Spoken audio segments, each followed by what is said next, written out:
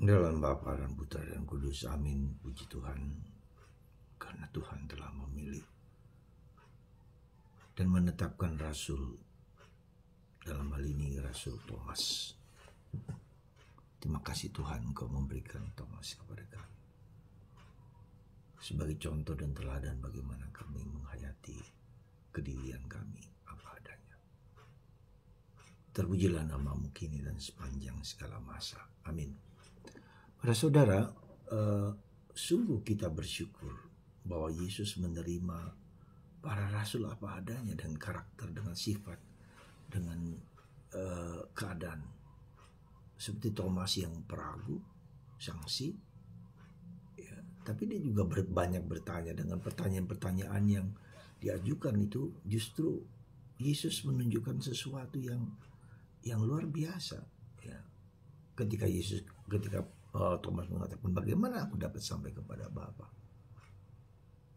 Dan Thomas mengatakan, aku jalan kebenaran dan hidup. Oh, itu pernyataan Yesus yang luar biasa tentang dirinya. Karena pertanyaan dari Thomas, maka kita tidak boleh takut untuk ragu. Kita tidak boleh takut untuk mengungkapkan apa adanya kita.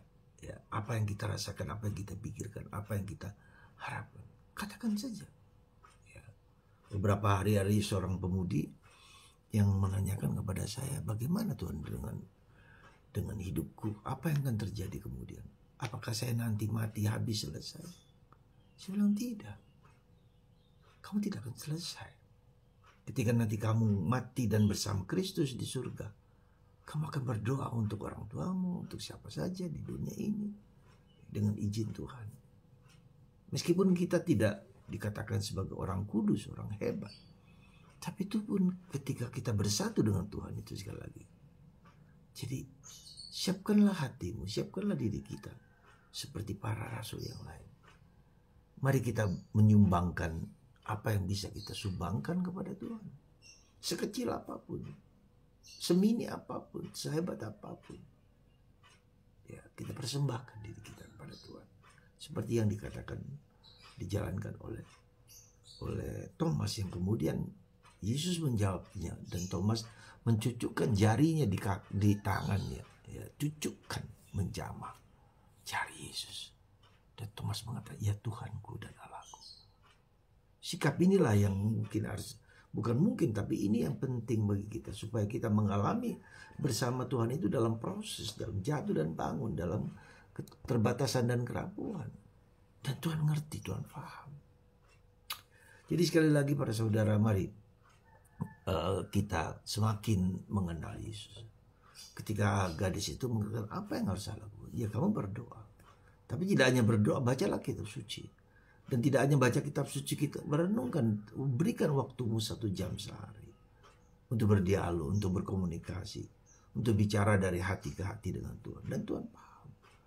Dan itulah Tuhan kita, Tuhan yang hidup, bukan Tuhan yang mati. Tuhan yang hadir, Tuhan yang mengerti, Tuhan paham. Tuhan yang ada dalam hati kita, yang mengerti. Luar biasa. Maka mari saudaraku terkasih, Santo Thomas, berkatilah kami yang banyak kali ragu, takut, dan cemas. Bantu kami untuk berani mengungkapkan apa saja kepada Tuhan, karena Kau sendiri mengatakan itu. Dan ada para rasul juga yang tidak banyak bicara. Ya. Jadi ada rasul seperti Petrus yang dengan seringkali berani ngomong apa adanya, spontan. Yohanes yang pendiam tapi merefleksikan. Thomas juga, para rasul yang lain banyak diam. Kenapa banyak diam? Ini karakter masing-masing dari kita semua. Ya, dan Tuhan mengerti, paham. Dan Tuhan memakai mereka untuk karya keselamatan dimanapun berada. Thomas kemudian sampai ke India, terkenal di sana. Ya.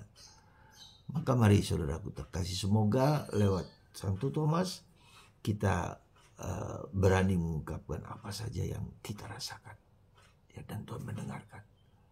Dan ketika kita ketika sepertinya tidak ada jawaban dari Tuhan, kita jangan ragu, kita jangan takut, kita jangan lari dari banyak orang lalu menjadi ragu, menjadi ateis, menjadi agnostik. Enggak.